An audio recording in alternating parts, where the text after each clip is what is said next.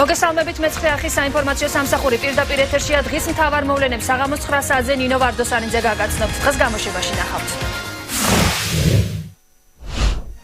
თაკო სალაყაია დაკითხვაზე უკავშირდება თუ არა ვანო მერაბიშვილის მეუღლის დაბარება პროკურატურაში სანდრო გირგვლიანის საქმეს. ჩემი ადვოკატი გაგცემთ პასუხს რომ გავაკეთოთ. გაუძებას აღნიშნეთ ორდერი რომ ჩვენ აკვარდა შემოთხოვებას რომ არის ეს რამდენწლიანი პატიმრობა ემუქრება იუსტიციის ყოფილ მინისტრს ზურაბ ადეიშვილს ბრალი დაუსწრებლად წაუყენეს. მას ბრალად ეტება მტკიცებულებათა ფალსიფიკაციის ორგანიზება, თანამდებობის ბოროტად გამოყენების და უფლებამოსილების გადამეტების ორგანიზება. მესამედ მიცემული ჩვენება რიყის გასხვისებაზე ამოწურა თუ არა პროკურატურამ კითხვები მამუკა ახვლედიანთან.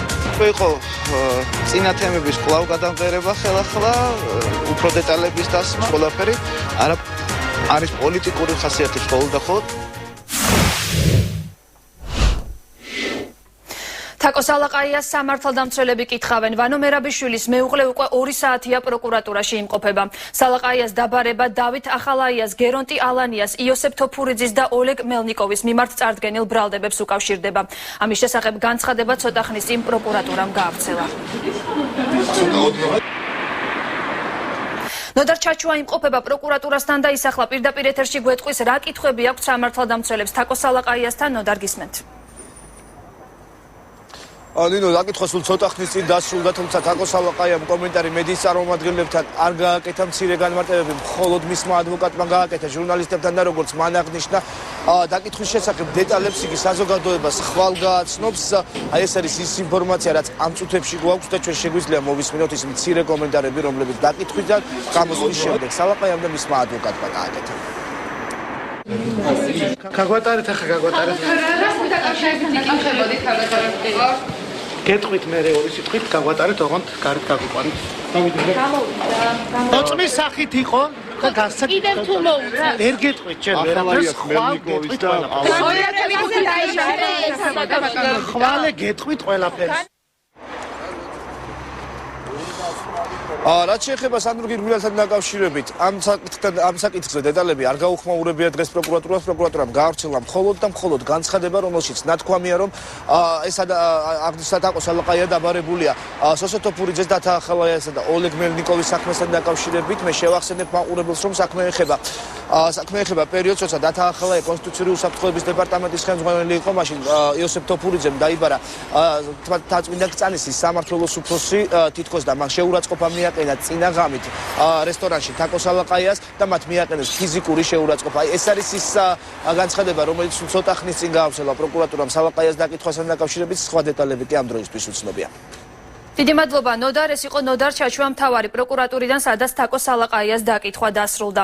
მთავარმა პროკურატურამ ბრალი დაუსწრებლად წაუყენა ზურაბ ადეიშვილს. სამსახურებრივი უფლებამოსილების ბოროტად გამოყენება, მტკიცებულებების ფალსიფიკაცია, დანაშაულთა პროვოცირების ორგანიზება და ძალადობა იუსტიციის ყოფილი მინისტრის მიმართ წაყენებული ბრალდებების ჩამონათვალი საკმაოდ ვრცელია.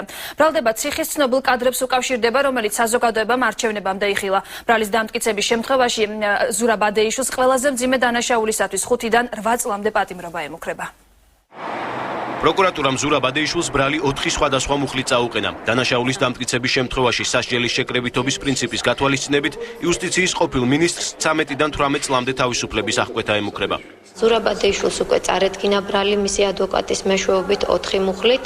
მას ბრალად ეტება მტკიცებულებათა ფალსიფიკაციის ორგანიზება, თანამდებობის ბოროტად გამოყენების და უფლებამოსილების გადამეტების ორგანიზება, პატიმართაცემისა და არაადამიანური მოპყრობის ორგანიზება და მტკიცებულებათა ფალსიფიკაციის ორგანიზება. ადეიშვილს ბრალი 2012 წლის 28 დეკემბრის დადგენილებით წარედგინა, თუმცა დღეს ის პროკურატურაში არ გამოცხადებულა. იუსტიციის ყოფილი მინისტრი 1 ოქტომბრის არჩევნების შემდეგ საქართველოში აღარ იმყოფება. დადგენილება მთავარ პროკურატურაში მისმა ადვოკატმა ჩაიბარა. შეიცავდა ინფორმაციას, რომ ზურაბ ადეიშვილს წაეყენოს ბრალი შესაბამისი კოდექსი გათვალისწინებულ რამდენიმე დანაშაულში. ოჯახისწორები დაკავშირდა ჩვენ თუ არ მივიდოდა ბატონი ზურაბი თვითონ გამოძიებაში არ გამოცხადებოდა, ან არ მივიდოდა ადვოკატი, გამოძიებას უბრალოდ ჰქონდა და დაენიშნა სახაზინო ადვოკატი. გამოძიებას აღდგენათ ორდერი, რომ ჩვენ აქ არ და შევატყობინოთ რომ არ იყოფება ის საქართველოში. იუსტიციის ყოფილი მინისტრი ბრალის წარდგენამდე მოწმის სახით დაკითხვაზე შინაგან საქმეთა სამინისტროში დაიბარეს. იმის გათვალისწინებით, რომ ზურაბადეიშვილი საქართველოში არ იმყოფება, ოფიციალური უწყება სამართალდამცველებმა ყვარელში, მშობლების საცხოვრებელ სახლში მიიტანეს. თუმცა ის 21 დეკემბერს შინაგან საქმეთა სამინისტროში არ გამოცხადებულა. თემატიკა ცნობილი არის, ეს არის ციხის ეპიზოდები და ბანკი ქართულ, ხოლო თანამ სამოხელეო დანაშაულები, რომელი მუხლები იქნება, აი ამაზე პროკურორები, რომლებიც დაასრულებენ ბრალზე მუშაობას და გამოვაქვეყნებთ, ბუნებრივია გახდება ცნობილი. საქართველოს კონსტიტუციის მიხედვით, თუ პირი დაკითხვაზე არ ცხადდება, მას განმეორებით ეგზავნება უწყება.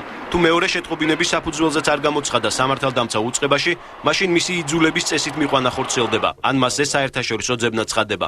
ამ დროისთვის ზურაბადეიშვილზე ძებნა არ დაწყებულა. უკვე მესამე დაიკითხა თბილისის საკრებულოს თავმჯდომარის მოადგილე მამუკა ახვლედიანმა ჩვენება ისევ რიყის ტერიტორიის გასხვისებასთან დაკავშირებით მისცა. დაკითხვა ფინანსთა სამინისტროს საგამოძიებო სამსახურში 5 საათზე მეტხანს გაგრძელდა. მამუკა ახვლედიანმა დღეს ისევ გაიმეორა, რომ მის დაკითხვას პოლიტიკური საფუძველი აქვს.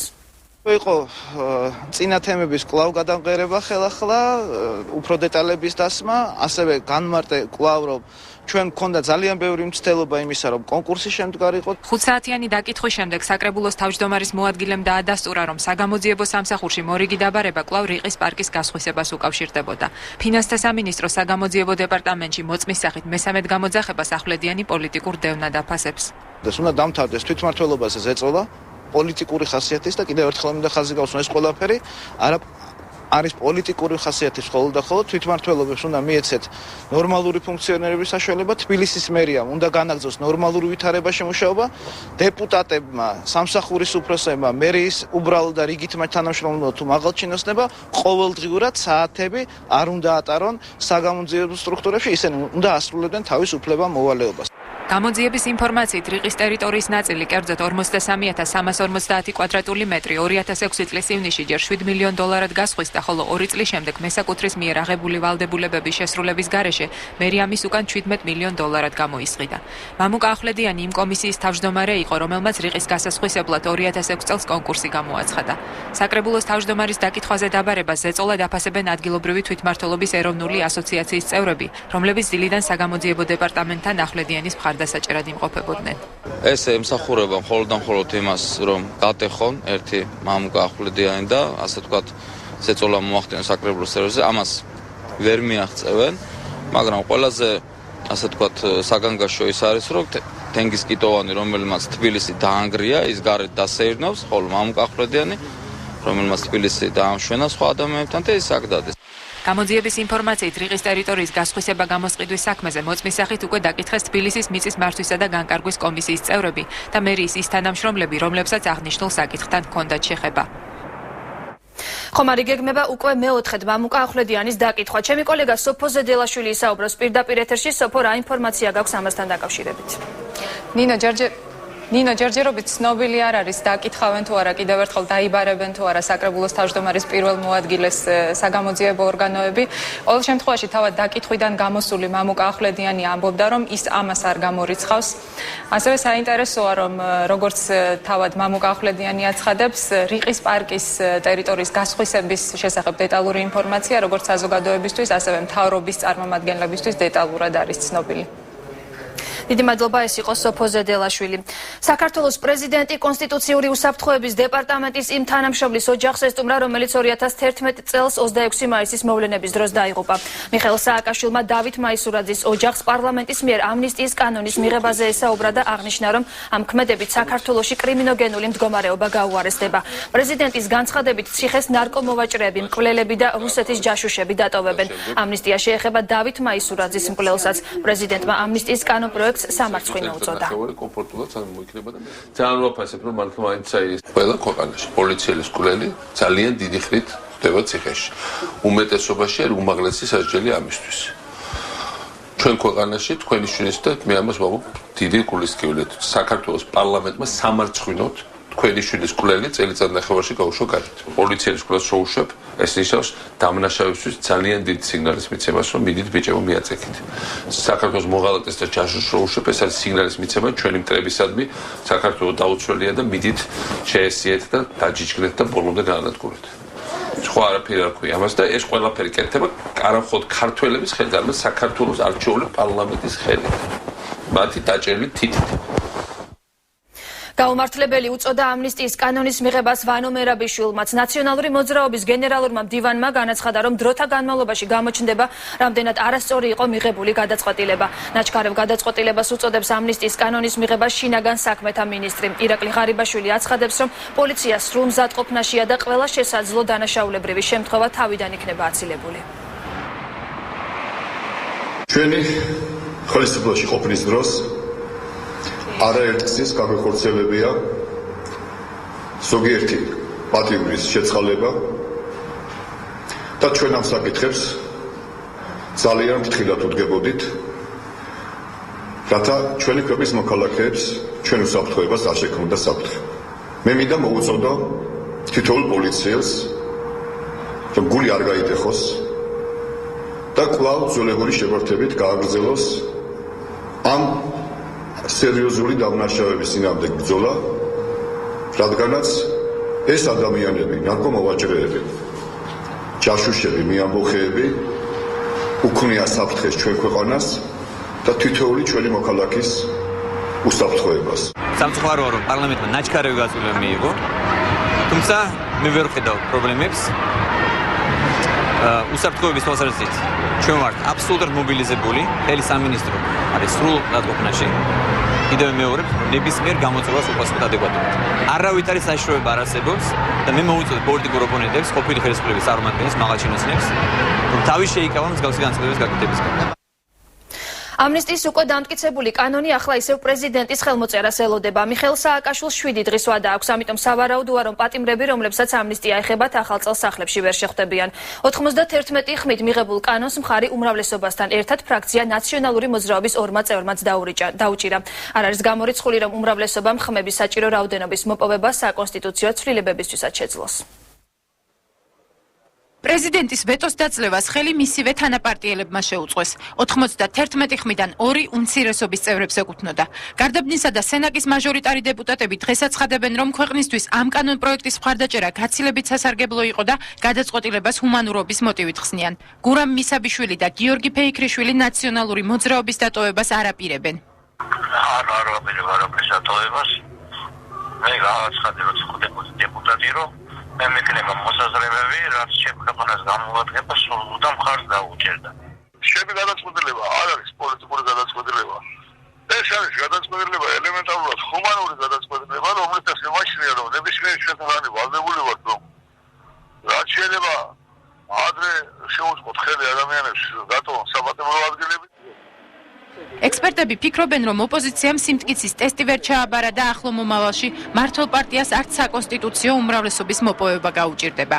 პრეზიდენტი როგორც ჩანს აპირებდა კანონებით ომს, რახან ვეტო დაადო და შემდეგ საპარლამენტო არენაზე ომს, მაგრამ ამ ომისთვის უკვე დაკარგული აქვს მას რესურსი და მე დიდი ეჭვი მაქვს, რომ საკმაოდ სერიოზული გუნდი და არა მეტნაკლებად წვრილფეხობა, საკმაოდ სერიოზულ გუნდს სულ სხვა სტრატეგია აქვს, ვიდრე ის, რასაც პრეზიდენტი ახმოვანებს ამჟამად. სიმტკიცეზე გამოცდა ოპოზიციამ ვერ ჩააბარა. ყოველ კენჭისყრაში, ესეთ პრინციპულ საკითხებზე კენჭისყრაში, ესე იგი ჩვენ ვნახავთ, როგორ დაირღვევა აი ეს არამდგრადი ბალანსი კიდევ.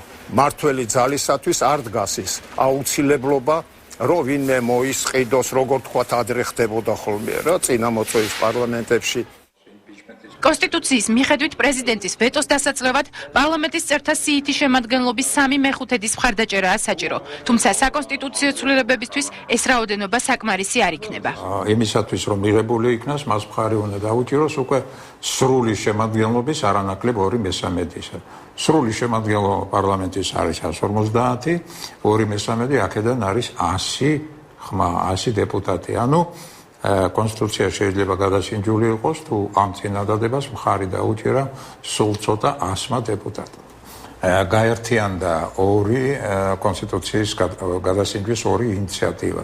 ერთი ქუთაისიდან თბილისში გადმოტანასთან დაკავშირებით და მეორე აი ეს ცვლილება, რომელიც ეხება ვადამდელ საპრეზიდენტო საპარლამენტო არჩევნებს. დარწმუნებული ვარ, რომ წინადადებას თბილისში გადმოტანას დაუჭერს ბევრი ნაციონალიც. პარლამენტის ადგილმდებარეობასთან დაკავშირებულ საკონსტიტუციო ცვლილებების კანონპროექტის ინიცირებას ერთი თვის წინ მხარი გიორგი ფეიქრიშვილმაც დაუჭირა. მან საკუთარი პარტიის საწინააღმდეგო გადაწყვეტილება გუშინ უკვე მეორედ მიიღო.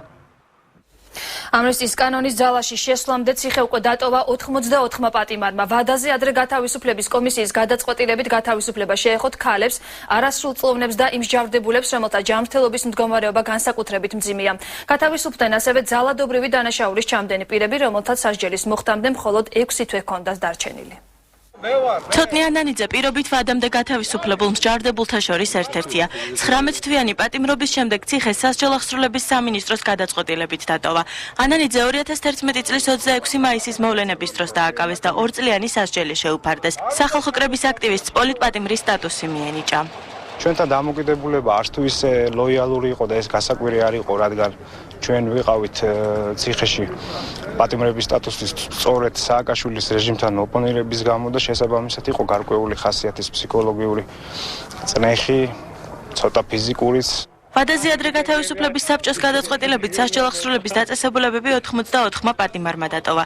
მათ შორისაა პოლიტპატიმრის სტატუსის მქონე 6 პირი, რომლებიც 2011 წლის მაისში ბათუმში აქციის დარბევის ღამეს დააკავეს.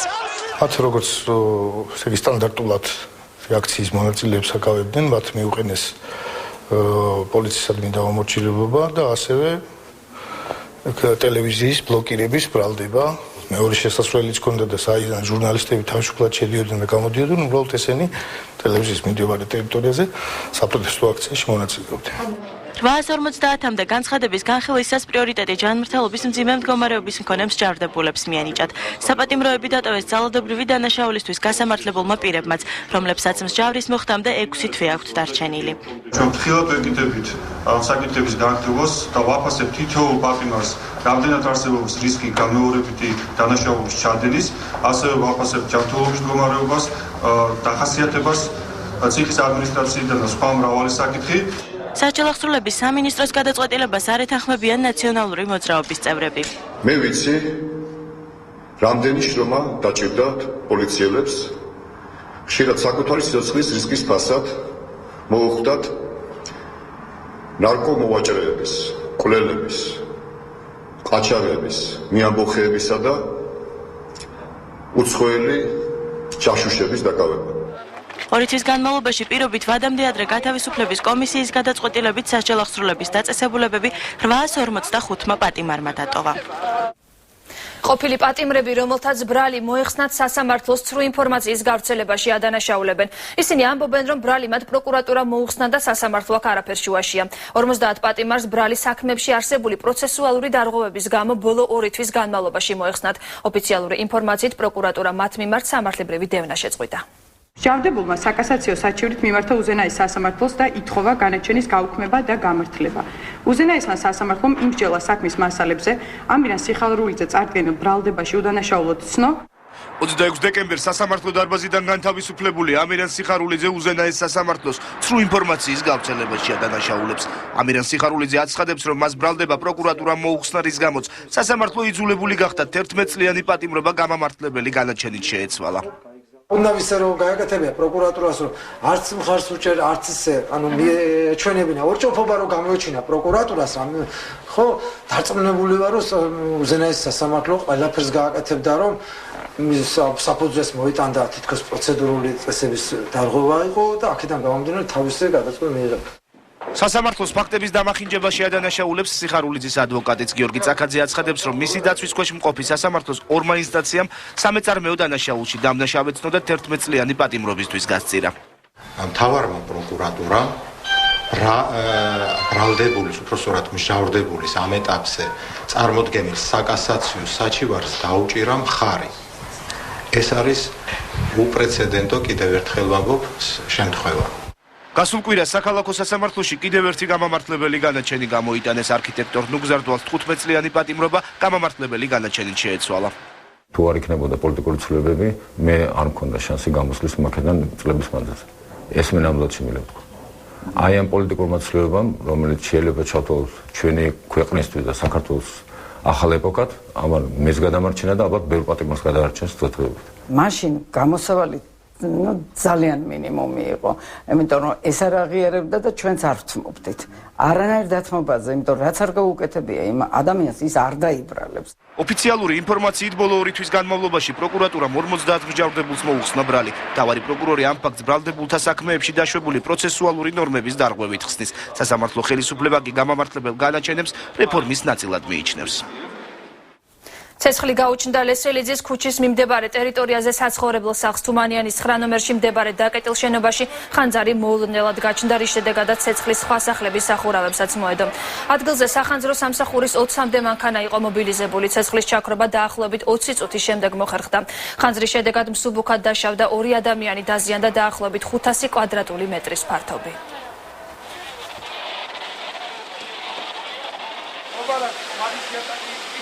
დამირეკეს კალახშუ შენი ბინა იწვის და სერბილით მოვედი ახლა და ვეხმარები ბიჭებს. აგე ბაბაჩამია წლებს გამოიყვანე კაცი, შალვარიც არაცვე და წლებს გამოიყვანე სახლიდან. დაახლოებით 400-500 კვადრატზე იყო ძალიან დიდი ცეცხლი, ღია ცეცხლი, დაიწყო ქრობა და დაახლოებით მაქსიმალურად ნახევარსაათი ვოკალიზებული იქნა და რაც მთავარია, პირველ რიგში ყველა ადამიანი ევაკუირებული იქნა. ჩვენ თანამშრომლების მიერ ზუსტად მოხდება აღწერა ზარალის, რის შემდგომაც მოქმედი კანონმდებლობის ფარგლებში გაუწევთ მესაკუთრეებს დახმარებას.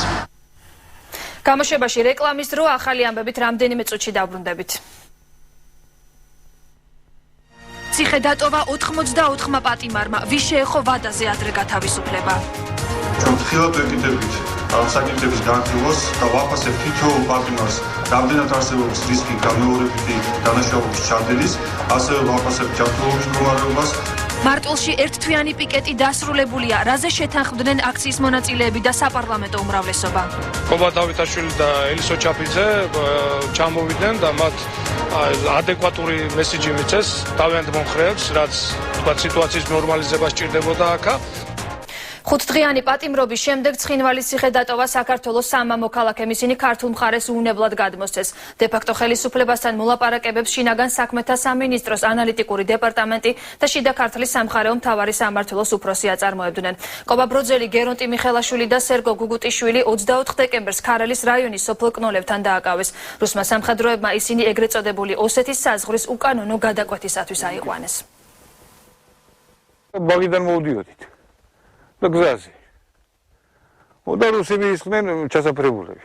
რომ მივუახლოვდით, გადმოგვიხდნენ დაგვიჭირეს ავტომატები. დააცა გაქვთ დაყარეთ. დავყარეთ და ძაღლიც გამოვარდა. და რა გინდათ მეთქი? საზღვარი დაარღვიეთ. მეოთხე საზღვარი მეთქი, გზის იქიდან არის მეთქი. არა, ეს გზა საზღვარია. და გვიჭირეს ხელები უკან დაგვადეს ხელბორკილი და დაგვიყვანეს დისევში. ინტენსიური მოლაპარაკება მიდიოდა რუსულ და უსულ მხარესთან, სადაც ჩართული იყო შინაგან საქმეთა სამინისტროს ანალიტიკური დეპარტამენტის ხელმძღვანელობა. შეგვიძლია რომ გადმოგცემდნენ ამ სამ პიროვნებას, რომლებიც გადმოყვანილი იქნა და დაუბრუნდებიან თავის ოჯახებს. საგზაო შეზღუდვების გამო ახალგორის მოსახლეობა რეგიონში საყოფაცხოვრებო ნივთების გადატანას ვერ ახერხებს. ადგილობრივ მცხოვრებლებს პრეტენზიები ქართულ პოლიციასთან აქვთ. მოსახლეობა წესების შეცვლას ითხოვს. შინაგან საქმეთა სამინისტროში აცხადებენ, რომ პრობლემა უახლოეს პერიოდში გადაიჭრება. ჩვენ და უფრო აჩმახენ უგრემისე. აბა თვითონ უნდა კოხტად ჩამაგ და გააკთ. გინა მანდარინი, გინა რაც გინდა იყოს. მანდაფია. და შერო 2 კილო მანდარინო შეედან რაღაცა არ შეიძლებაო რა. აქ უნდა იყოს სამართალი და მივიდეს და მოიდეს ადამიანი. უფრო უნდა უხაროს წასვლა იქა ახალგორში ადამიანს გაუნა ეშინოდეს.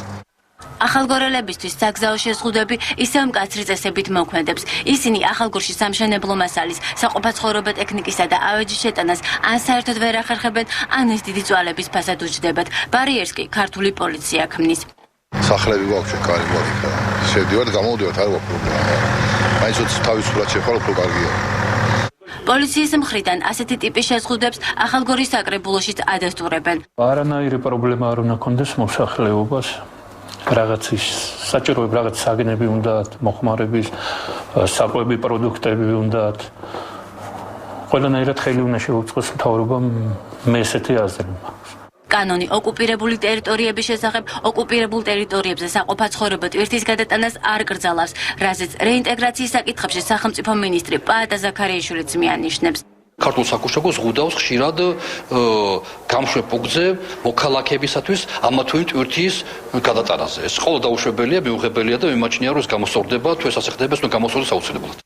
იმავეს აცხადებენ შინაგან საქმეთა სამინისტროშიც. საინფორმაციო ანალიტიკური დეპარტამენტის უფროსი ახალგორელებს ჰპირდება, რომ უწყება ამ პრობლემის აღმოფხვრას ყველანაირად შეეცდება და მათ ამა თუ იმ ნივთით თუ პროდუქციით ქართული ბლოკპოსტიდან უკან გაბრუნება აღარ მოუწევთ. თუ იქ ხდებოდა დღევანდელ ეს ალბათ უფრო ინერციით ხდებოდა, რომ გადმონაშთი იყო. ჩვენი მიზანია რომ ურთიერთობები აღდგეს, ჩვენი მიზანია რომ მიმოსვლები დაიწყოს. და ამისთვის რა თქმა უნდა ყველაფერს გავაკეთებთ. ახალგორში შესვლა მხოლოდ იქ ოფიციალურად რეგისტრირებულ პირს შეუძლია. მოქალაქემ 3 ბლოკპოსტი უნდა გაიაროს: ქართული, რუსული და ოსური. ადგილობრივები საგზაო შეზღუდვების მხრივ ყველაზე მეტად ქართული პოლიციით არიან უკმაყოფილონი და იმ ცვლილებებს ელიან, რომელიც მათ საგზაო წესებს გაუადვილებს. ერთთვიანი პიკეტირების შემდეგ მარტვილის გამგეობასთან საპროტესტო აქციების შეწყდა. მოლაპარაკება 2 საათის განმავლობაში აქციის მონაწილეებსა და საპარლამენტო უმრავლესობას შორის მიმდინარეობდა. ელისო ჩაფიძემ და კობა დავითაშვილმა აქციის მონაწილეებს დაშლისკენ მოუწოდეს. გადაწყდა, რომ ორშაბათიდან თვითმმართველობის თანამშრომლები მუშაობის ჩვეულ რეჟიმს დაუბრუნდებიან. აქციის უკვე ყოფილი მონაწილეები კი ბრძოლის მეთოდებს შეცვლიან. ისინი გარდა გამგებლისა და იმ პიროვნებისა, რომლებიც მათი მიწების მითვისებაშია, მათი აზრით ბრალდებული, ნებისმიერი თანამშრომლის შეშვებას აპირებენ.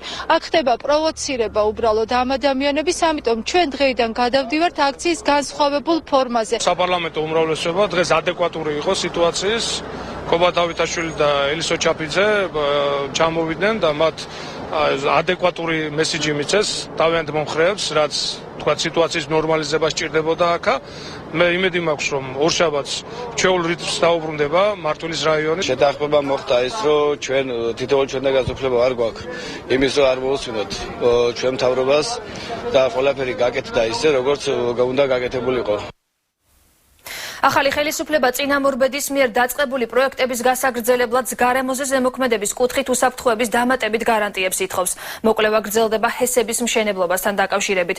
ჯერჯერობით უცნობია გაიცემა თუ არა ნებართვა აჭარაში ჰიდროსადგურების მშენებლობაზე. გარემოს დაცვის მინისტრი აცხადებს, რომ ეკოლოგიური საფრთხეებიდან გამომდინარე ზოგიერთი პროექტის შესაძლოა აღარ განხორციელდეს. აჭარაში ჰიდროელექტროსადგურების მშენებლობაზე ნებართვის გაცემას ახალი მთავრობა არ ჩქარობს. ეკონომიკურ მიზანშეწონილობასთან ერთად ხელისუფლებას ენერგეტიკული ობიექტების ეკოლოგიური უსაფრთხოების გარანტიაც სჭირდება. ამ ეტაპზე შესაბამის დასკვნას მდინარე მაჭახელასა და აჭარის წყალზე მშენებარი საშუალო სიმძლავრის 2 ჰესი ელოდება. სამშენებლო ნებართვას ელის ჭოროხზე 105 მეგავატიანი კასკადური სადგურის ინვესტორი კომპანია, რომელსაც გარემოზე მოქმედების შეფასების დასკვნა წინა მთავრობის დროს აქვს მიღებული. ჭოროხთან დაკავშირებით არ უნდა ჰქონდეს მოსახლეობა შეშფოთების საფუძველი, იმიტომ რომ ყველაფერი რაც იყო, უბრალოდ მე ეს არის უნდა ხდებოდეს მისი გაკონტროლება, რამდენად ისეკეთდება და ისე მიმდინარეობს მშენებლობა და მე ექსპლუატაცია, ოპერირება, რომ იმ წესებით და იმ ნორმებით, როგორც ეს იყო გარემოზე ზემოქმედების შეფასების დოკუმენტში. ჰიდროელექტროსადგურების მშენებლობის მიმართ კრიტიკულ დამოკიდებულებას არ ცვლიან გარემოს დამცველები.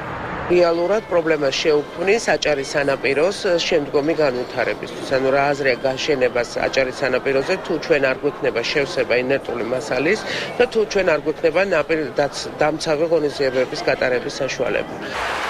აჭარაში ჰესების მშენებლობას სოფელ მირვეთისა და აჭარის წყლის მცხოვრებლები აპროტესტებენ. მოსახლეობა ტენიანობის მატებას, სასოფლო-სამეურნეო სავარგულებისა და მდინარეების ფაუნის განადგურებას პროგნოზირებს. ერთი დაგუბება, მეორე დაგუბება, მესამე დაგუბება, ეს საწავა ეს აორთქლებული წყალი. წამოვა ჩვენთან, ხო, ნალექის სახით და ისედაც სირისტია. ვითხოვთ, რომ სახელმწიფო რაღაცა დახმარება გამოგვიწვევს და დაგვეხმაროს, დაგვიდგეს გვერდში. ყოფილი ხელისუფლების დროს გაფორმებულ 45 მემორანდუმში, რომელსაც ენერგეტიკის სამინისტრო ხელახლა სწავლობს აჭარის ჰიდროელექტროსადგურების პროექტებიც ფიგურირებს. მინისტრი კახიკალაძე ენერგოობიექტების მშენებელი კომპანიების თანაბარ პირობებში ჩაყენებას ითხოვს.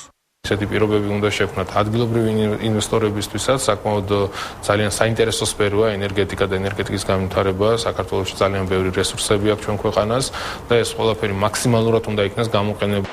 ათასობით მეგავატი ელექტროენერგეტიკული სიმძლავრის შესახებ ყოფილი ხელისუფლების მიერ დაანონსებული რეალობა დღეს უკვე სხვაგვარად ჩანს. უკეთეს შემთხვევაში ქვეყნის ენერგოსისტემა დამატებით 200 მეგავატ ენერგიას მხოლოდ 3-4 წლის შემდეგ მიიღებს.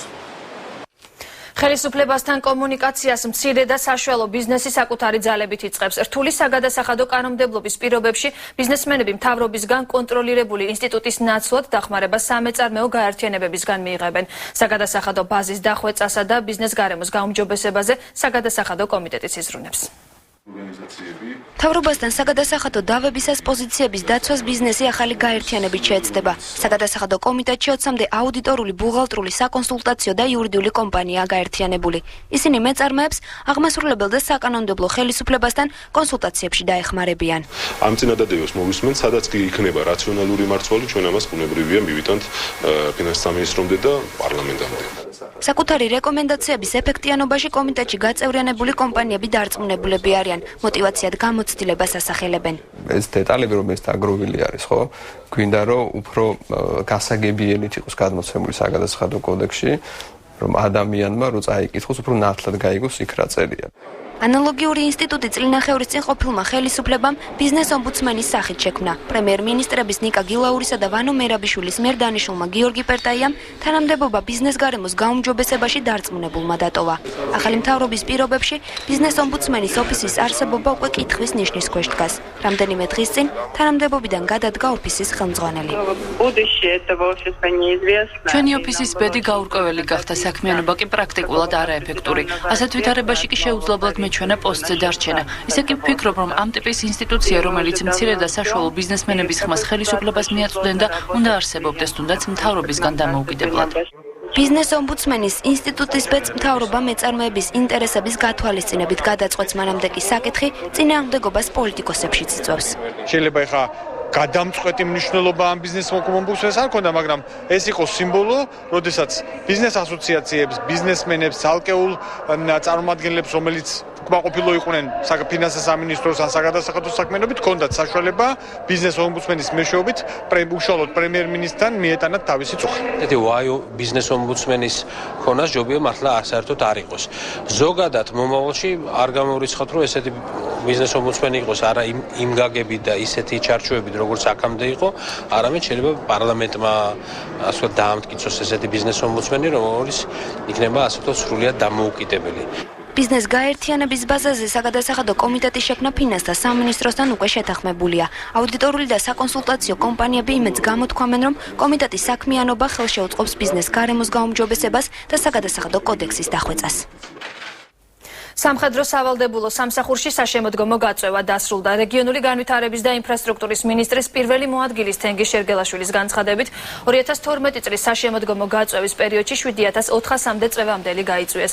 ამით დაკომპლექტდა სასჯელ აღსრულების და პრობაციის თავდაცვის და შინაგან საქმეთა სამინისტროების მოთხოვნები. როგორც მინისტრის პირველმა მოადგილემ გადმარტა, გაწევის პროცესი წარმატებით დასრულდა. წლის განმავლობაში სამხედრო სამსახურში სულ 13000-მდე წვევამდელი გაიწვიეს. იანვრის თვიდან კი საგაზაფხულო გაწევისათვის მოსამზადებელი პერიოდი დაიწყება.